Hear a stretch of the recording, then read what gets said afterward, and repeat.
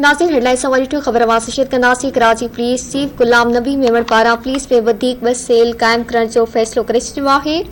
ज़रियनि मूजिब police खाते में मंशियात गुटको जे विकिरे खे रोकण ऐं गैर कानूनी हथियार हथ करण लाइ 2 ख़ासि सेल कायम कया पिया वञनि। पुलिस ज़रियनि मूजिब फैसलो मंशियात जे वधंदड़ शिकायतुनि ते कयो वियो आहे। मंशियात जा आदि माण्हू वॾे अघ में स्ट्रीट किराए में मुलविस आहिनि।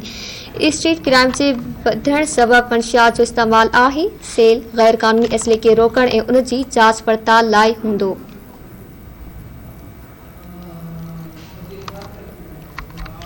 कराची में ख़बर वास शेयर कई पिया। कराची पुलिस चीफ गुलाम नबी मेमण पारां पुलिस में वधीक बस सेल कायम करण जो फैसलो करे छॾियो आहे। ज़रियनि मूजिब पुलिस खाते में मंशियात गुटको जे विकिरे खे रोकण ऐं गैर कानूनी हथियार हथ करण लाइ 2 ख़ासि सेल कायम कया पिया वञनि।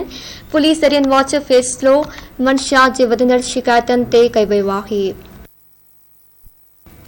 कराची में तफ़सील वार कंदासीं साग सरकी खां। जी साग आगाह कजो।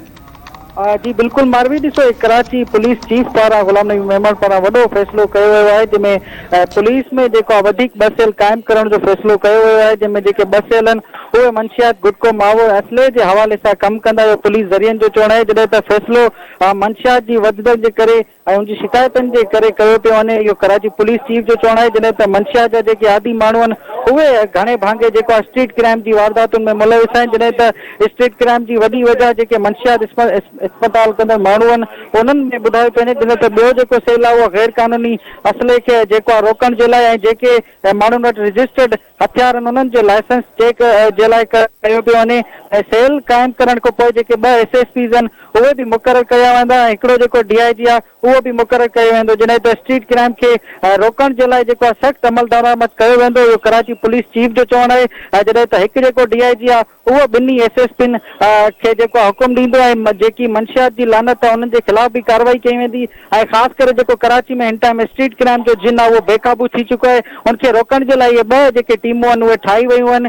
जीअं CI ऐं SIU जा सेल आहिनि ईअं ई इहे कमु कंदा सेल जेको कराची में असलो पियो आंदो वञे त उहो उनजे हवाले सां बि जेकी हिकिड़ी टीम आहे उहा कमु कंदी त जेको असलो आहे उहो किथां पियो अचे ऐं जेको गैर कानूनी असलो आहे या जेको माण्हू वटि रजिस्टर्ड असलो आहे उन्हनि जी बि जांच पड़ताल कई वेंदी। ऐं कराची पुलिस चीफ पारां इहो वॾो जेको आहे ऐलान कयो वियो आहे। ख़बर पई आहे असांखे त जेके 2 SSP आहिनि उन्हनि ते मुक़ररु इहा टीम हूंदी जिन्हनि खे हिकिड़ो DIG जेको टास्क ॾींदो ऐं 2 जेके टीमियूं आहिनि उहे जेको उन्हनि जा जेके सेल आहिनि उहे कुझु ॾींहं जे अंदरि जेके आहिनि उहे कराची में जेको आहे क़ाइमु कया वेंदा। जी साग आगाह करण जे लाइ